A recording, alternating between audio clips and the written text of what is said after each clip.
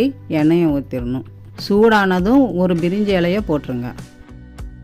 நீளமாக கட் பண்ண பெரிய வெங்காயம் 1 கப் சேர்த்துக்கோங்க. டேஸ்ட்டுக்கு ஒரு பச்சை மிளகாய் சேர்த்துக்கலாம். கண்ணாடி பதம் வர வரைக்கும் நல்லா வதக்கணும். இதோட மெலிசாக கட் பண்ண பீன்ஸ் ஒரு 1/4 கப் சேர்த்து நல்லா வதக்கி விட்டுருங்க. கூடவே மெலிசாக கட் பண்ண கேரட் ஒரு 1/4 கப் சேர்த்து அதையும் நல்லா வதக்கி விட்டுருங்க. ஒரு அரை டீஸ்பூன் இஞ்சி பூண்டு பேஸ்ட் சேர்த்து நல்லா பச்சை வாசனை போகிற மாதிரி கலக்கிக்கோங்க.